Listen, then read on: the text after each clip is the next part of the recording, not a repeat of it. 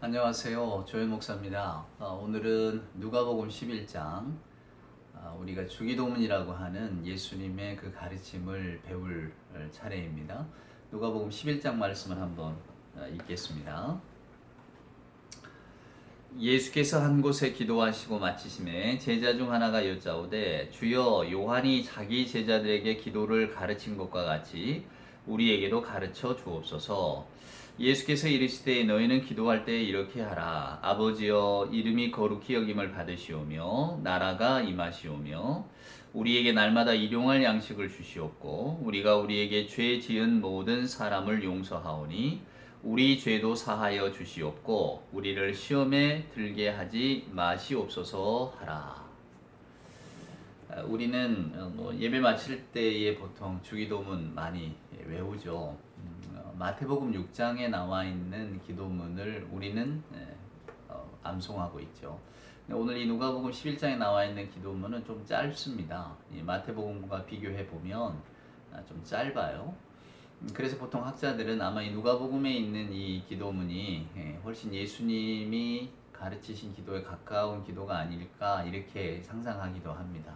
하여간 마태복음에 나와 있는 주기도문과 누가복음에 나와 있는 주기도문이 조금은 다릅니다. 이제 마태복음은 주님께서 이제 산상수훈 이야기를 쭉 하시면서 특별히 이제 기도에 관한 그 말씀을 하실 때가 있어요. 그때 이제 예수님께서 바리새인들이 금식할 때 막 드러내고 하잖아요. 그러니까 그러지 마라.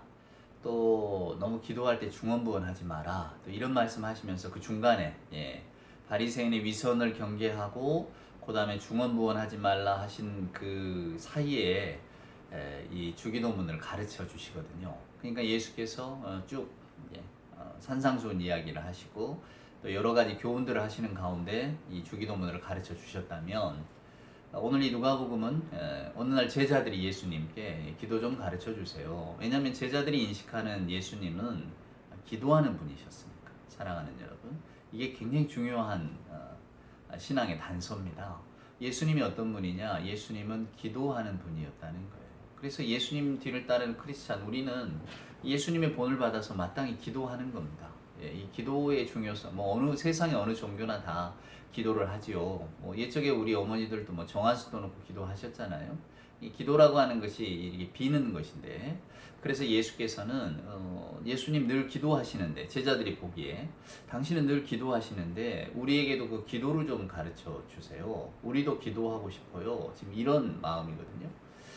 그 간청에 의해서 예수께서 오늘 누가복음은 가르쳐 주셨다라고 이야기를 합니다. 그래서 저와 여러분이, 첫째는 예수님은 기도하는 분이었고, 그 다음에 그 기도하는 분이셨던 예수님이 그 기도에 대해서 가르쳐 주신 가르침, 그게 주기도문이니까, 그래서 저나 여러분의 신앙생활에 있어서 이게 굉장히 중요한 거죠. 아까 제가 마태복음 이야기를 했습니다만은, 마태복음 왜 예수님께서 이 주기도문을 가르쳐 주실 때에 그 주기도문 앞에는 바리새인의 위선에 대한 이야기, 그 다음에 중언부언에 관한 이야기를 하셨을까를 우리가 생각해 보아야 합니다. 그건 뭐냐면, 저나 여러분의 가장 근본적인 불안과 그리고 어쩌면 그 종교적인 마음들을 경계하는 예수님의 교훈이 아닌가 생각해요. 왜냐하면 우리가 예수를 믿는다, 하나님께 기도한다, 종교라고 하는 종교성이라고 하는 것이 우리 마음 속에서 가장 깊은 곳에서 이렇게 발현되는 거잖아요. 그러니까 우리가 신앙생활을 누구에게 보이려고 하는 건 아니지 않습니까? 다른 사람들이 나를 볼 때, 혹은 내가 누군가를, 나의 정체성을 드러낼 때에 내가 신앙인이다, 종교인이다, 이런 것 때문에 우리가 신앙생활 하는 게 아니지 않습니까? 그걸 지금 경계하시는 거예요. 자, 바리새인들이 금식할 때 표를 내고 금식합니다. 금식이라고 하는 것은 무언가 좀 그 일상에서 벗어난 거잖아요. 우리가 날마다 뭔가를 먹는 것이 일상생활이라면 나는 안 먹겠다, 뭔가 있는 것 아닙니까? 오늘 그 사람에게 무슨 일이 일어난 거잖아요. 그러니까 그 일어난 일을 바탕으로 자기 어떤 특별한 사정을 내가 하여간 하나님 앞에서 누구 앞에 결단하겠다고 하는 것인데, 그걸 남에게 드러낸다? 사랑하는 여러분, 이게 우습지 않습니까? 결단이라고 하는 것이 내가 풀 수 없는 어떤 문제들, 혹은 내가 진정 고민하는 문제들, 내가 해결하고 싶지만 해결하지 못하는 일들을 인간의 가장 근원적인 자리로 돌아가서 하나님과 대면하는 게 실은 금식의 가장 근본 아니냔 말입니다. 근데 왜 그걸 사람에게 보입니까? 예수께서 이걸 지적하는 거예요. 이 바리새인들의 금식 속에는 하나님이 없는 겁니다. 자기만 있는 거죠. 자기를 드러내려고 하잖아요. 사랑하는 여러분. 이게 요걸 예수님께서 경계하시는 거고, 중언부언한다. 우리가 어떤 사안을 두고 계속해서 같은 말을 반복한다. 뭔가 불편하기 때문 아닙니까? 해결이 안 되기 때문이고, 또 그것은 결국은 내가 불안하다, 내가 염려가 많다는 것의 방증 아니겠어요? 그러니까 예수께서는 하늘에 계신 하나님께 기도한다는 것은 이 불안을 떨쳐버리는 일인데, 우리가 하나님을 절대적으로 신뢰하지 못한다면 이 불안 속에 있는 거죠. 그러니까 중언부언할 수밖에 없는 거 아니에요. 굉장히 여러분, 이게 이 주기도문이라고 하는 것의 어떤 그 위치가 참 그 뭐랄까 의미심장합니다. 그래서 우리가 그런저런 이야기들을 이렇게 마음속에 두고 오늘 이 주기도문을 이렇게 그 묵상하신다면, 저나 여러분의 신앙의 근본이니까, 저는 하여간 우리 기독교 신앙의 가장 근본은 십계명 그리고 주기도문에 다 들어있다고 생각하는 사람입니다. 그러니까 결국 십계명과 주기도문은 항상 같이 가는 거죠. 예를 들자면 뭐 이렇게 십계명에서 하나님의 이름을 망령되이 일컬지 말라, 이런 말들은 주기도문에 와서는 예수님은 하나님의 이름이 거룩하게 여겨질 수 있도록, 하나님의 이름이 거룩하여지도록 우리가 늘 기도하자, 똑같은 말이거든요. 그러니까 구약 성경에서 십계명은 부정 명령이라면, 오늘 신약에 예수님이 가르쳐 주신 주기도문은 긍정 명령인 거죠. 예, 망령되 일컬지 말라를 우리 주님은 한 발 더 나가서, 사랑하는 여러분, 오히려 거룩할 수 있도록, 하나님의 이름이 거룩히 여김을 받을 수 있도록 우리가 기도해야 한다라는 거죠. 예를 들면 그 공자 이야기 같지 않습니까? 평생을 새겨야 될 한마디 말씀을 가르쳐 주십시오. 서라고 그랬거든요. 공자는. 그러니까 너 하기 싫은 거 그냥 남 시키지 않았으면 좋겠다. 사람 마음 똑같다. 그러니까 결국은 공자는 소극적으로 이렇게 그러지 마라 하는 것을, 우리 예수님은 뭐라고 말씀하셨나요? 너 대접받고 싶은 거 있잖아. 그러면 너도 대접해야 돼. 네가 먼저 대접하면 돼. 좀 더 긍정적이고 적극적이지 않습니까? 예, 저는 그렇게 생각합니다. 그래서 오늘 이 주기도문은 뭐 어차피 짧은 구절이지만 짧게 끝날 것 같지는 않고요. 조금 제가 길더라도 좀 상세하게 설명을 드리려고 합니다. 마태복음에 보면 하늘에 계신 우리 아버지 이렇게 시작합니다. 그렇죠? 근데 오늘 누가복음을 읽어보니까 아버지요 이렇게 나와요. 하늘에 계신이란 말 자체가 생략이 되어 있습니다. 근데 우리가 늘상 고백하는 것은 하늘에 계신 우리 아버지요 이렇게 고백하니까, 하늘에 계신 우리 아버지, 저는 오늘 이 말씀 속에 우리들의 모든 현실이 다 들어있다고 생각합니다. 그러니까 우리가 경험하는 현실의 것과 또 우리가 영적으로 소망하는 것들이 다 들어있는 거죠. 하늘이라고 합니다. 우리랍니다. 내 아버지가 아니라 우리 아버지랍니다. 여러분, 이 아버지라고 하는 말이 이제 아람어, 지금 뭐 사어가 됐습니다만은, 그때 예수님 당시에도 실제로 아람어는 기록되는 언어는 아니었다고 해요. 그러니까 유대 사람들이 늘상 쓰는 말이 아람어긴 하지만, 기록은 여러분 신약성경도 보면 그때 당시 뭐 코인의 헬라어라고 합니다만, 헬라어로 다, 아주 쉬운 헬라어로 다 기록이 돼 있는 거지 아람어로 기록이 된 건 아니거든요. 그러니까 이미 아람어 자체는 쓰고는 있지만 이렇게 글로 쓰여지지 않는 말의 언어인데, 예수님도 제자들과 뭐 이스라엘 사람들, 민중들과 이야기하실 때는 다 아람어로 하셨을 테니까, 예레미야스라고 하는 그 신약학자가 그 예루살렘에 산 적이 있다고 제가 몇 번 말씀을 설교 중에 드렸던 기억이 나는데, 근데 이 예레미야스라고 하는 사람이 늘 히브리 이렇게 사전을 들춰보면서 자기는 하루를 시작했대잖아요. 그러니까 매일 히브리어 사전을 이렇게 읽는 것으로 하루 일과를, 마음의 평안으로 하루 일과를 시작했다. 우리가 뭐 아침에 일어나 뭐 음악을 틀듯, 또 혹은 뭐 다른 어떤 행위를 하면서 하루를 이렇게 처음 시작하듯, 에레미야스는 그 히브리 사전을 이렇게 펼쳐보면서 하루를 시작했다고 할 정도로, 어찌됐건 그 예수님의 어떤 삶, 예수님 당시의 시대 상황을 많이 연구하려고 애썼던 학자인데요. 그래서 실제로 예루살렘에서 오래 살기도 했고, 그가 말할 때에 이 아버지라고 하는 게 아바였답니다. 아바, 아람 말로 아바. 아바는 결국 우리가 하는 유아어거든요. 아빠 이런 거거든요. 그러니까 오늘 예수님의 이 기도 속에는, 사랑하는 여러분, 굉장히 깊은 의미가 들어있어요. 왜냐하면 아빠잖아요. 우리가 친밀합니다. 우리 인간적인 관계 속에서 뭐 우리 어려서 아빠를 생각하면 여러분 뭐 어떤 존재입니까? 절대적인 존재죠. 절대적인 힘을 가지고 있고, 또 나를 위해서라면 무엇이든 다 해줄 수 있는, 내가 언제라도 이렇게 기댈 수 있는 그 뭐 아버지 상이 그려지잖아요. 예. 그러니까 그 아빠를 부른 겁니다. 근데 이 아빠는 그냥 아빠가 아니에요. 어디에 있는 겁니까? 하늘에 있는 아빠다는 겁니다. 여러분 하늘이라고 하는 성경에 뭐 하늘이라는 단어가 많이 등장하니까 하나님의 나라, 하늘, 천국 우리는 그래서 뭐 주님이 이렇게 하늘로 올라가셨다니까 하늘을 보고 막 그러는데 그런 어떤 물리적인 하늘이 아닌 줄은 다 아실 줄 압니다. 창공 뭐 우리가 눈에 보는 하늘은 아닌 거죠. 왜냐하면 아니 하나님께서 하늘 이 세상의 모든 우주 삼라만상을 다 창조하셨는데 어떻게 창조주가 자기가 만든 창조물 속에 거할 수가 있겠어요. 그러니까 하늘이라고 하는 것은 우리가 바라보는 하늘이 아닌 거죠. 예수님이 뭐 계시록에 구름 타고 오신다고 그래 진짜 구름 타고 오실 건 아니잖아요. 그러니까 그런 종교적인 언어들 우리가 이렇게 성경에서 기록되어 있는 언어들을 저나 여러분이 오해하시면 안 돼요. 문자 그대로 읽는다고 그게 성경을 귀하게 읽고 그대로 다 받아들인다는 의미는 아니거든요. 오히려 그 안에 들어있는 뜻. 그러니까 오늘 여기 말한 하늘이라고 하는 것은 어떤 초월성을 말하는 겁니다.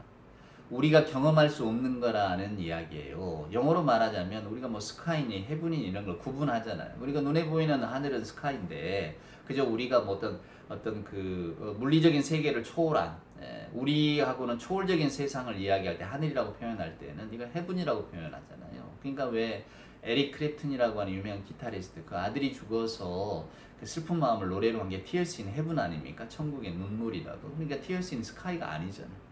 하늘의 눈물이 아니라 Tears in Heaven인 겁니다. 그렇게 영어 단어도 구분이 되어 있어요. 그러니까 오늘 여기도 하늘에 계신 우리 아버지 하늘이라고 하는 그 의미 자체는 우리로부터 초월해 있는 이렇게 저나 여러분이 도저히 알 수 없고 상상할 수 없는 그런 하나님의 초월성을 말하는 겁니다. 아니 우리가 피조물인데 어떻게 피조물이 창조주의 모든 것을 알 수 있단 말입니까? 그러니까 그 하나님의 초월성. 그러니까 하나님은 초월해 계시지만 그러면 초월해 계시냐? 뭐 옛적에 학자들이 말한 것처럼 무슨 눈먼 시계공이냐? 그냥 시계만 만들어 놓고 돌아가도록 내버려 두고 간섭하지 않느냐? 이런 게 아니고요. 하나님은 하늘에 계시지만 즉 우리로부터 초월해 계시지만 그렇다고 해서 우리와 무관한 게 아니라 인격적인 마치 아버지와 같은 존재로 계시다는 거예요. 사랑하는 여러분. 이게 중요합니다. 그러니까 기독교 신앙 우리가 저나 여러분이 기독교 신앙에서 하나님 신앙을 고백할 때에 이 하나님 신앙의 독특성은 이 하늘에 계신 우리 아버지라고 하는 말씀 속에 기도 속에 다 들어있는 거예요. 근데 우리가 이것을 오해한단 말입니다. 하나님은 그저 하늘에만 계시는 분으로 생각하면 우리하고는 무관하다 생각하고 그러면 이제 뭐 기도해봐야 뭐 무슨 소용이 있습니까? 신앙인들 가운데도 하나님이 하나님 뜻대로 하시는 것이지 뭐 우리가 뭐 기도한다고 우리의 뭐 삶이 바뀌기를 하겠습니까? 하나님이 우리 삶을 간섭이나 하시겠습니까? 좋은 신앙 같지만 좋지 않은 신앙이죠. 왜냐하면 하나님의 초월성만을 생각하지 아버지라고 하는 단어를 잊어버리잖아요. 여기에 우리 기독교 신앙의 독특성이 있는데 그러니까 하나님은 초월성을 갖고 계시지만 하나님은 또 인격적으로 더불어 우리와 함께 하시는 하나님 뭐 우리 이단 안상홍 증인의 뭐 이단 하나님 어머니를 이야기한다죠. 뭐 아버지 하니까 아유 아버지는 좀 무섭고 어머니 자유롭고 뭐 이렇게 따진다는데 그게야말로 말장난이고 이 신앙을 오해하는 겁니다. 어찌 하나님을 아버지라고 부른다고 그래서 요즘 무슨 뭐 젠더 신앙 뭐 하면서 이게 남성성이지 않습니까? 이렇게 따져드는 것은 크게 오해하시는 겁니다. 아버지라고 하는 의미 뭐 이게 어떤 거냐 그 말이에요. 자녀에게 어린아이가 아버지를 생각할 때 그 어떤 절대적인 의존과 절대적인 신뢰의 감정 그걸 표현하는 것이지 이게 무슨 아버지다 어머니다 구분하는 건 아니잖아요. 그러니까 여러분 다시 한번 정리하자면 예수께서 맨 처음에 기도를 가르쳐 주실 때 하늘에 계신 우리 아버지를 부르라는 거잖아요. 그러니까 하나님은 초월해 계시지만 저와 여러분이 상상할 수 없고 저와 여러분이 알 수도 없는 그 엄청난 정말로 그 권능 하나님의 권능과 하나님이 하시는 일들을 우리가 짐작조차 할 수 없는 하나님의 그 놀라운 초월성을 하늘로 표현한 것이지만 근데 하나님은 우리와 멀리 떨어져 있는 분이 아니라 하나님은 내 아버지 같은 분이십니다. 아버지가 뭡니까? 자녀의 이야기를 듣고 자녀의 소망을 듣고 자녀의 어떤 그 아픔을 이해하고 자녀의 슬픔을 해결해 주려고 하시는 그런 존재 아닙니까? 그러니까 우리는 하나님을 아버지라고 부를 수 있다는 것만으로도 실은 뭐 마음의 감동이 넘쳐나야 되죠. 근데 여러분 이 한 문장 속에서 저나 여러분이 절대로 놓치시면 안 되는 단어가 있습니다. 바로 우리입니다. 우리. 하늘에 계신 우리 아버지. 이 기도라고 하는 것은 다 굉장히 개인적인 거잖아요. 내가 이렇게 드리는 기도 다 개인적인 수밖에 없는데 이 주기도문은 저나 여러분의 공동체성을 불러일으키는 기도입니다. 하늘에 계신 우리 아버지.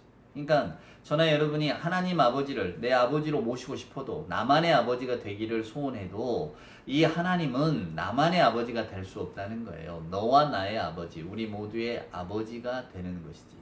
여러분 이게 왜 중요한지 아십니까?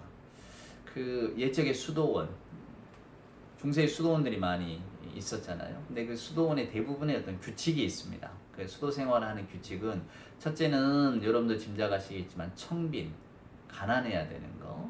그 다음에 금욕, 예, 자기 욕망을 이렇게 눌러야 되는 거. 대부분 이제 수도사들은 혼자 살고 가정생활 안 하고 그렇게 살잖아요.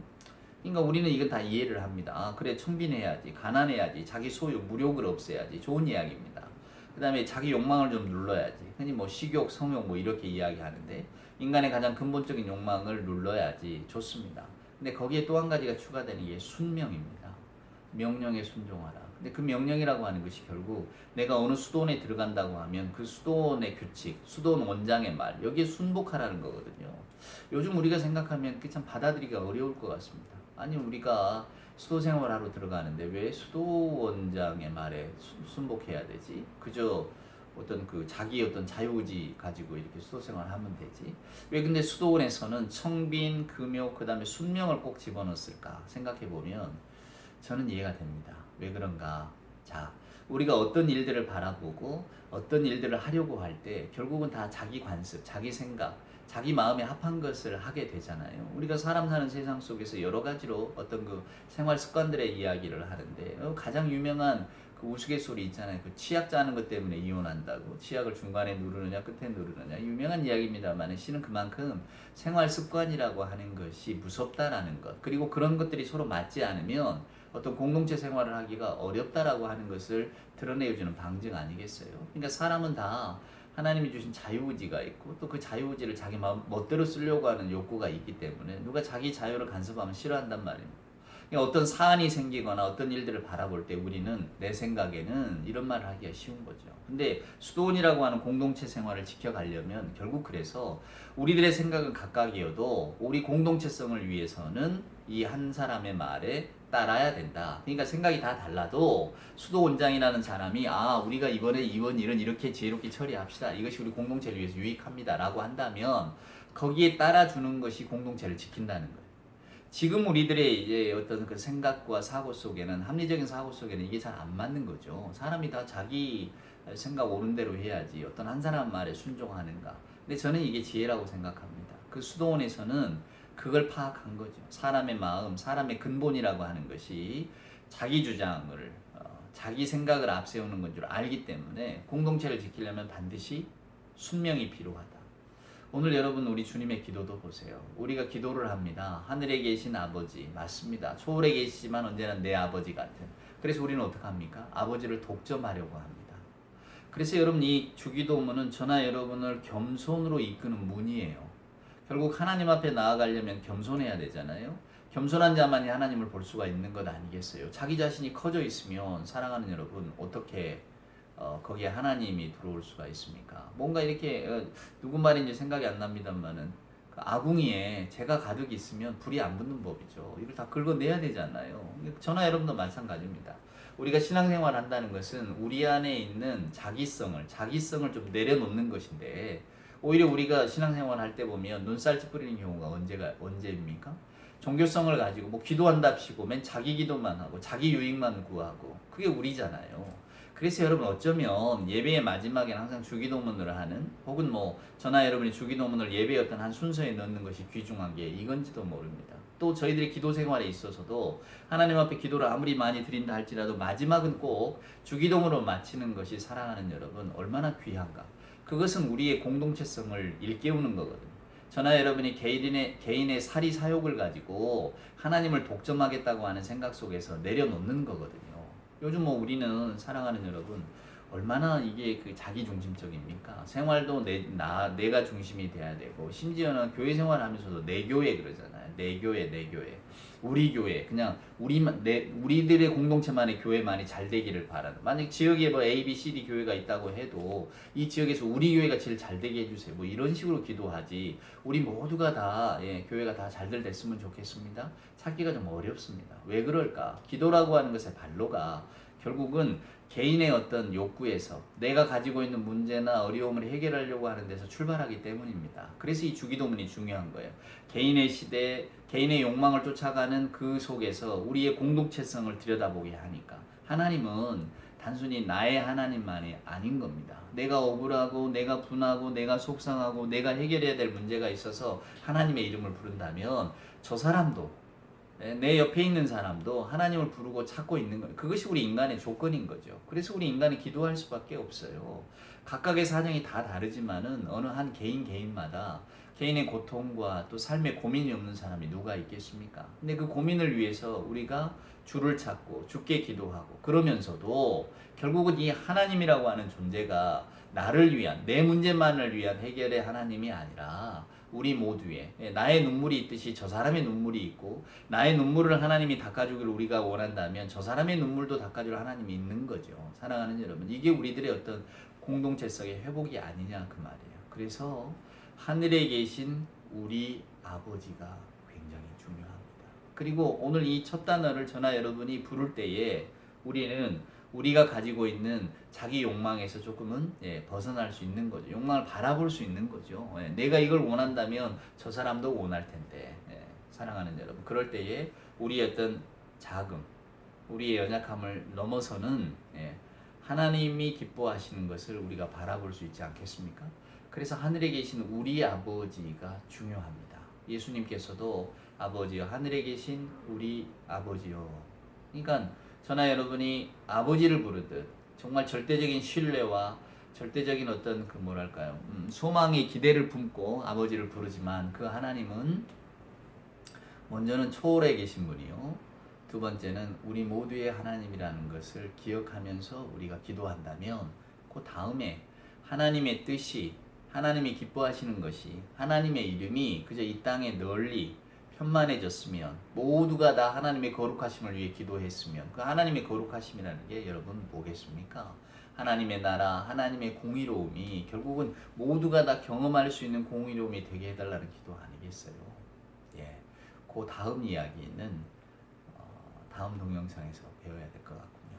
하늘에 계신 우리 아버지, 이 이름을 부를 때마다 또 이것을 암송할 때마다 그 의미가 우리 마음속에 이렇게 다가오는, 사랑하는 여러분, 그런 경험이 우리에게 날마다 있었으면 좋겠습니다. 이게 성스러움의 경험이고, 하늘에 계신 우리 아버지를 부를 때에 주의 성령께서 우리를 찾아오는 방식이라고 저는 생각합니다. 꼭 하늘에 계신 우리 아버지여 라고 하는 이 문장 속에 저나 여러분의 깊은 신앙의 고백이 들어있기를 소망합니다.